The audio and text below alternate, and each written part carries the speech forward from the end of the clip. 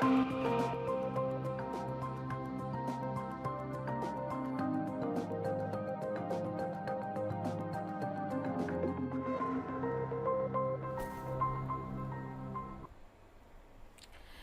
Courts this week में बहुत स्वागत है आपका। मैं हूं आपके साथ नेहा दुबे। इस बुलेटिन में अगले आधे घंटे हम आपको कोर्ट से जुड़ी तमाम बड़ी खबरों से करवाएंगे रूबरू। कोर्ट की कार्रवाई सुप्रीम कोर्ट से लेकर हाई कोर्ट और लो कोर्ट तक के फैसलों को रखेंगे आपके सामने। तो आइए शुरू करते हैं कोर्ट्स दिस वीक।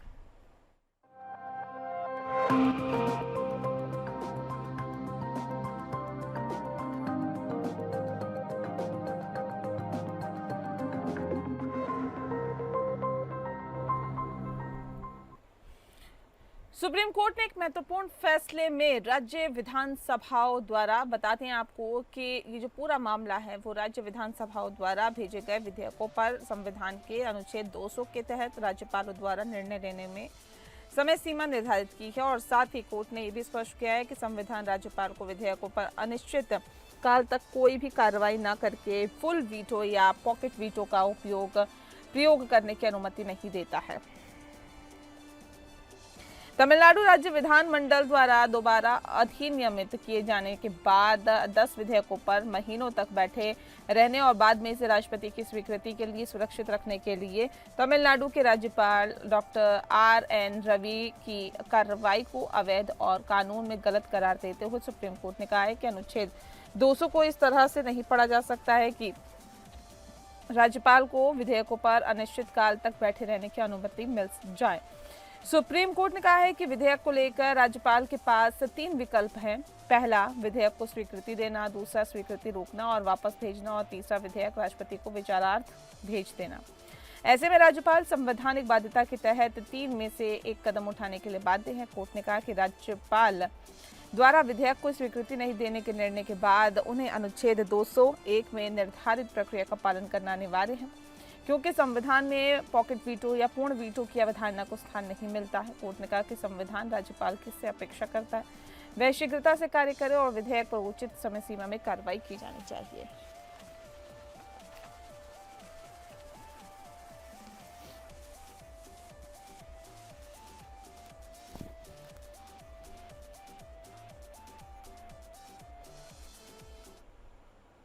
अगली खबर का रुख करते हैं। वक्फ संशोधन विधेयक को सुप्रीम कोर्ट में चुनौती दी गई। बता दें आपको कि सोमवार को दायर की गई याचिका को लेकर भारत के मुख्य न्यायाधीश संजीव खन्ना की अध्यक्षता वाली पीठ ने तत्काल सुनवाई से इनकार किया। हालांकि पीठ ने ये बात भी जरूर कही है कि जब ईमेल भेजकर तत्काल लिस्टिंग कराने की व्यवस्था है तो फिर मौलिक उल्लेख क्यों किया जा रहा है। पीठ ने कहा है कि उचित समय पर ही याचिका पर सुनवाई की जाएगी। सुप्रीम कोर्ट के वरिष्ठ अधिवक्ता कपिल सिब्बल और AM सिंघवी ने पीठ के समक्ष तत्काल सुनवाई का आग्रह किया। पीठ ने कहा कि ईमेल के जरिए जब भेजने की व्यवस्था है तो तत्काल सुनवाई का कोई औचित्य नहीं है, जिसके बाद CJI ने फिर अपनी बात दोहराई और हर रोज सभी मामले दोपहर में पेश किए जाते हैं, जिसके बाद अदालत ने उन्हें सूचीबद्ध करने पर निर्णय लिया। बता दें आपको कि सुप्रीम कोर्ट में अलग अलग कुल 11 याचिकाएं दायर की जा चुकी है। कांग्रेस सांसद मोहम्मद जावेद, हैदराबाद से सांसद और AIMIM के अध्यक्ष असदुद्दीन ओवैसी, आप विधायक अमानतुल्लाह खान, जमीयत उलेमा हिंद के अध्यक्ष मौलाना अरशद मदनी केरल, सुन्नी विद्वानों की संस्था Kerala Jamiyathul Ulema, Social Democratic Party of India की ओर से वक्फ संशोधन अधिनियम को लेकर याचिका दायर की गई। ये तर्क दिया गया कि अधिनियम मनमाने प्रतिबंध लगाता है और इस्लामी धार्मिक बंदोबस्त पर राज्य नियंत्रण को बढ़ाता है, जो वक्फ के धार्मिक सार से अलग है। 2025 अधिनियम के तत्काल लागू होने पर स्वीकृति के बाद पूरे देश में वक्फ संपत्तियों को भारी और अपूर्णीय क्षति, धार्मिक अधिकारों का हनन और गंभीर कानूनी अनिश्चितता का खतरा है। याचिकाकर्ता ने संशोधन अधिनियम की चुनौती दिए गए प्रावधानों को असंवैधानिक करार देते हुए उन्हें निरस्त करने और तथा 1995 के अधिनियम की संगत सुरक्षा उपायों को पूर्ण रूप से बहाल करने और निर्णय लंबित रहने तक संशोधन अधिनियम के क्रियान्वयन को रोकने के लिए अंतरिम रोक लगाने की मांग की है।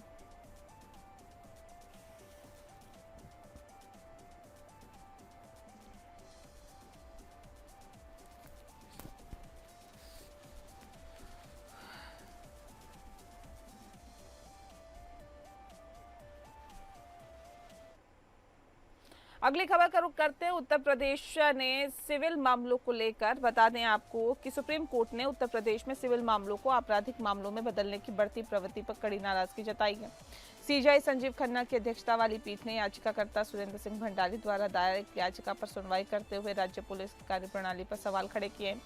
सीजेआई संजीव खन्ना ने कहा कि उत्तर प्रदेश में जो हो रहा है वह गलत है। रोजाना सिविल मामलों को आपराधिक रंग दिया जा रहा है, ये बेतुका है। सिर्फ पैसा न देना अपराध नहीं हो सकता है। वकील भी भूल गए कि सिविल अधिकार क्षेत्र भी कोई चीज होती है। उन्होंने कहा कि अगर ऐसे ही मामले आते रहे तो कोर्ट राज्य पुलिस पर जुर्माना लगाएगा। साथ ही उन्होंने पुलिस उप महानिरीक्षक से इस मामले में व्यक्तिगत रूप से पहल करने की भी बात कही है। इस केस में ट्रायल कोर्ट द्वारा की जा रही कार्रवाई पर फिलहाल रोक लगा दी गई है। सुप्रीम कोर्ट ने उत्तर प्रदेश के डीजीपी और इस केस में जांच अधिकारी को 2 सप्ताह में हलफनामा दाखिल करने का निर्देश दिया। हालांकि यूपी सरकार की ओर से पेश वकील ने इसका विरोध किया, लेकिन कोर्ट ने सख्त रुख अपनाते हुए कहा कि हलफनामा दाखिल करने दीजिए। सीजेआई ने आगे कहा कि इस मामले में शरीफ बनाम उत्तर प्रदेश केस के फैसले के विपरीत समन आदेश को और आरोप पत्र दायर किया गया है। उन्होंने ये भी टिप्पणी की है कि जांच अधिकारी को कटघरे में खड़ा करना चाहिए और उसके खिलाफ भी आपराधिक कार्रवाई होनी चाहिए ताकि उसे भी सबक मिले। दरअसल ये पूरा मामला चेक बाउंस से जुड़ा हुआ है। आरोप है कि पुलिस ने इसे सिविल मुकदमे की बजाय आपराधिक मामला बनाकर समन जारी कर दिया और चार्जशीट भी दायर कर दी। याचिकाकर्ता का आरोप है कि पुलिस ने ऐसा रिश्वत लेकर किया है। गौर करने वाली बात यह है कि सुप्रीम कोर्ट ने इससे पहले भी दिसंबर 2024 में उत्तर प्रदेश में सिविल विवादों को आपराधिक मामलों के रूप में देखने की प्रवृत्ति पर चिंता जताई थी। उस समय कोर्ट ने धोखाधड़ी और विश्वासघात के एक मामले की सुनवाई के दौरान इस पर सख्त टिप्पणी की थी। इस मामले की अगली सुनवाई सुप्रीम कोर्ट 5 मई को करेगा।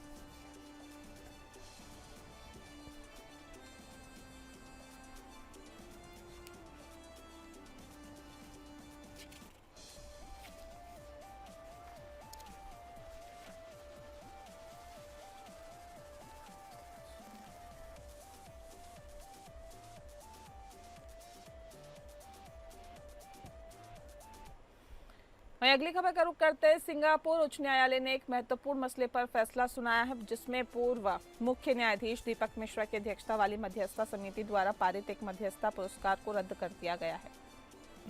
न्यायालय ने पाया है कि पुरस्कार के 47% हिस्से को 2 पूर्व पुरस्कारों से शब्दशः कॉपी किया गया था, जिसमें समान मध्यस्थ शामिल थे और एक विशेष प्रयोजन वाहन और 3 कंपनियों के संघ के बीच एक अनुबंध से उत्पन्न विवाद को सिंगापुर में अंतर्राष्ट्रीय मध्यस्थता के तहत हल किया गया था। मध्यस्थता समिति ने संघ के पक्ष में फैसला सुनाया, लेकिन उच्च न्यायालय ने पाया कि समिति ने प्राकृतिक न्याय का उल्लंघन किया था। उच्च न्यायालय ने पाया कि मध्यस्थता समिति ने प्राकृतिक न्याय का उल्लंघन किया था। स्वतंत्र मूल्यांकन की कमी। सीमित समिति ने पक्षों के तर्कों का स्वतंत्र रूप से मूल्यांकन नहीं किया। बता दें कि गलत अनुबंधीय शर्तें और कानूनी सिद्धांत समिति ने गलत अनुबंधीय शर्तें और कानूनी सिद्धांतों को लागू किया। पक्षपात की उपस्थिति समिति ने पूर्व निर्णयों पर भरोसा किया और मामले को नए सिरे से नहीं देखा है। अपील न्यायालय ने उच्च न्यायालय के फैसले को बरकरार रखा और कहा कि मध्यस्थता समिति ने प्राकृतिक न्याय का उल्लंघन किया था। न्यायालय ने कहा कि समिति ने पूर्वाग्रह की उपस्थिति पैदा की और पक्षों को सुने जाने के अधिकार से वंचित किया। उच्च न्यायालय और अपील न्यायालय के फैसले मध्यस्थता प्रक्रिया की अखंडता और निष्पक्षता को बनाए रखने के महत्व को रेखांकित करते हैं। ये मामला मध्यस्थता समितियों के लिए एक महत्वपूर्ण सबक प्रदान करता है कि वे प्राकृतिक न्याय का पालन करें और पक्षों के अधिकारों का सम्मान करें।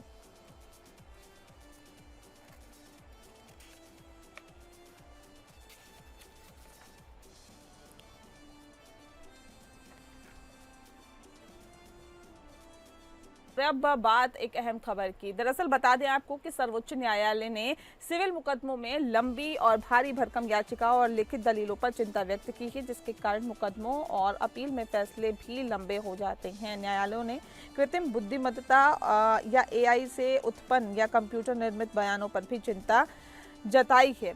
न्यायालय ने सिविल प्रक्रिया संहिता के आदेश 6 नियम 16 का उपयोग करने का सुझाव दिया, जो न्यायालय को अनावश्यक तुच्छ या विधि प्रक्रिया के दुरुपयोग वाली याचिकाओं को खारिज करने या सुधारने का अधिकार देता है। न्यायालय ने याचिकाओं को संक्षिप्त और स्पष्ट बनाने पर जोर दिया। लंबी याचिकाएं न केवल न्यायालय का समय बर्बाद करती है बल्कि मामले को भी जटिल बनाती है। इससे उच्च न्यायालय पर भी बोझ बढ़ता है, जिस मामले की सुनवाई में देरी होती है। बता दें आपको कि न्यायालय को याचिकाओं को संक्षिप्त और स्पष्ट बनाने के लिए सक्रिय भूमिका निभानी चाहिए। इससे न केवल न्यायालय का समय बचता है बल्कि मामले का निपटारा भी जल्दी होता है। कृत्रिम बुद्धिमत्ता या एआई का उपयोग न्यायालय में किया जा सकता है, लेकिन ये सुनिश्चित करना होगा कि इससे मामले की जांच में मदद मिले, न कि भ्रम पैदा हो। न्यायालय को याचिकाओं को संक्षिप्त और स्पष्ट बनाने के लिए सक्रिय भूमिका निभानी चाहिए। इससे न्यायालय का समय बचता है और मामले का निपटारा जल्दी होता है। साथ ही एआई का उपयोग न्यायालय में किया जा सकता है, लेकिन इसका उपयोग सोच समझकर करना होगा।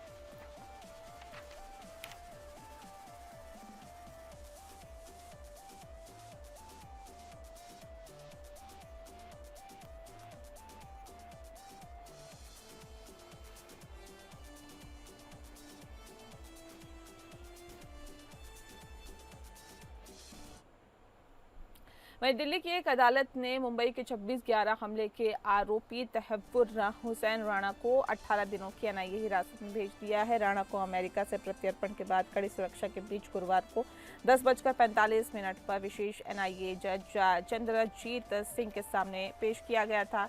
एनआईए ने राणा की 20 दिनों की हिरासत की मांग की थी, लेकिन अदालत ने 18 दिनों की हिरासत की अनुमति दी। राणा पर आरोप है कि उसने अपने बचपन के दोस्त और लश्कर-ए-तैयबा के ऑपरेटिव डेविड कॉलमैन हेडली की मदद की थी, जिसने मुंबई में हमले की साजिश रची थी। डेविड ने हमले से पहले कई बार भारत का दौरा किया था और राणा की मदद से कई संस्थानों की रेकी की थी। एनआईए ने राणा के खिलाफ आरोप पत्र दायर किया था, जिसमें उन पर आपराधिक साजिश, हत्या और देश के खिलाफ युद्ध छेड़ने का आरोप लगाया गया था।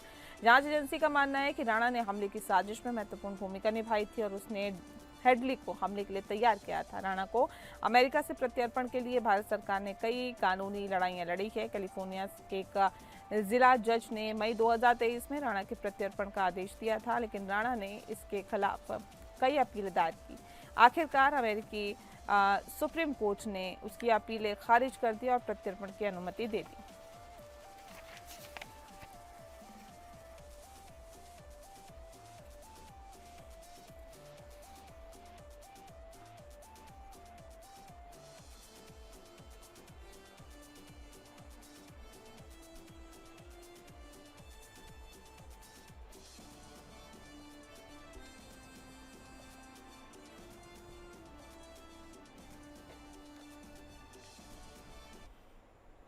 वहीं केरल हाईकोर्ट ने एक महत्वपूर्ण फैसला सुनाया है, जिसमें आरएसएस के 5 कार्यकर्ताओं को हत्या के आरोप में दोषी ठहराया गया है। ये कार्यकर्ता जनता दल यूनाइटेड के पदाधिकारी दीपक की हत्या के मामले में शामिल थे।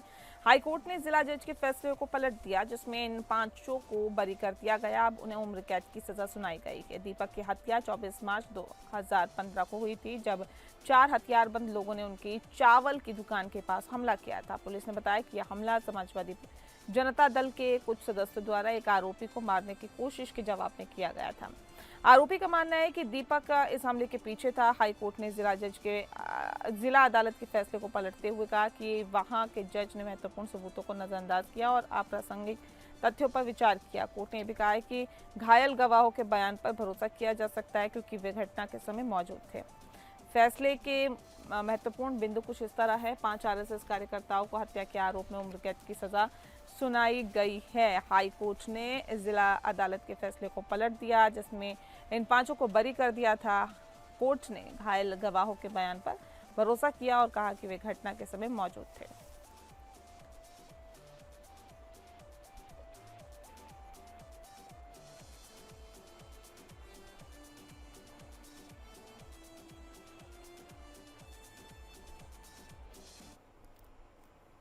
और इसी के साथ फिलहाल इस बुलेटिन में इतना ही। नमस्कार।